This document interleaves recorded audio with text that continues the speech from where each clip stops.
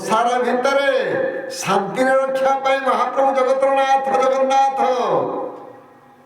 आम समस्त शुईगला महाप्रभु एकमात्र अनेक बसी था आखिरे पलक पड़े ना आम समस्त शुईगला सी चाहता जमीती गोटे गाड़ी जड़े ड्राइवर नहीं जाऊँ 100 लोक से गाड़ी अच्छा 100 लोक शुई पड़ी था किंतु ड्राइवर टी ये 100 लोकंर जीवन बचाई अनिद्रा ही गाड़ी चलू था ठीक से जगतनाथ बड़ ठाकुर कालिया सात आम समस्त शुईगला महाप्रभु को आखिरे पलक पड़े ना महाप्रभु जो जगह अच्छा जो जगह महाप्रभु अच्छा से एत बड़ा विपद घटव कहीं जदि आम महाप्रभुकर कथा मानि महाप्रभु ऊपर भरोसा थी तेणु आमको डर भय कि ना महाप्रभुकर भरोसा थे आम उपर जब महाप्रभुकर भरोसा न था आमको कहीं सही पकई निजे अनिद्रा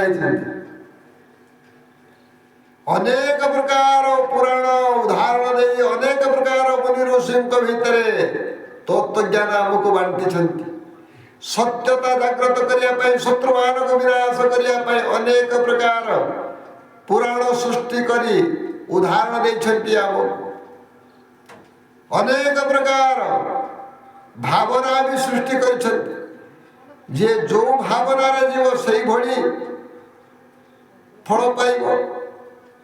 जे जेमिति कर्म करिवो से कर्म रे फल निश्चित से पाइबो बोली से कहले कर्म करी चल फल आशा रखनी कर्म करी चल फल आशा रखनी फल देवा लोक मु तेणु आम जो गछटी बाड़े गछटी लोक अच्छा आम कौन आशा नहीं जन्म लौट आम सार विष अन्य कीटनाशक दौरान फल टी पाइबा तेणु बाबू रे ये जो गछ लगेछु या कौन आशा रखिचु कीटनाशक दौचु तो जदि कीटनाशक दौचु गोटे गछ निरोगी हो पारुछि ये शरीर को कौन कीटनाशक दौचु जे ये शरीरटा सुरक्षित रहा निरोगक्रांत हो गला गोटे गछ जो आम लगाऊँ अनेक प्रकार कीटनाशक दे गछटी निरोगी रखुच्च गछटी पोक लगे दौरा किंतु ये जो गछ शरीर गछ ये जो गछ लगे ये जो गछ लगे ये गछ कौन कौन आवश्यकता अच्छी से कथा बाप माँ कही दिखती नोरी निरोगी रखापी बाप माँ सदा सर्वदा चेष्टा करती मो पुओटी केमिति निरोगी रहिबो मो पुओटी केमिति सब जगह सम्मानित पाइब मो पुओटी केमिति ज्ञानी हम बोली ताकू जन्म है मात्रे मात्रे पाठ पढ़ाई छाड़ दिखती कौन पाठ पढ़ेलु जे से आज रोगी होगला अज्ञान होगला ज्ञान भ्रष्ट हो निज जीवन को निजे कौन कला अधपतन करदेला कहीं अज्ञानता कारण से देखला मो बापा तो निशा द्रव्य खाऊं मु कहीं छाड़ी से कौ ज्ञान अर्जन कला तो कौ ज्ञान तुम्हें शिखाई से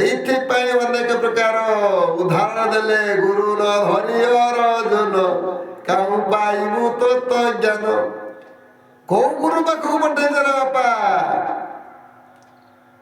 कौ गुरु पाखक पठेच ठीक गुरु पाखक पठे ना से माता गुरु पिता गुरु शिक्षा गुरु दीक्षा गुरु आउ गोटे गुरु रहिले किए ना से मन गुरु मन तोहर निज गुरु उद्धव केते तू पचारू निज को निजे पचार से पिला को कौ ज्ञान रे ज्ञानी सजाया ये मंत्रणा देछ तमे भूल कर्म कर बोली से पिलाटी आज भूल बाटर पड़े या ही सत्य कहते जगन्नाथ।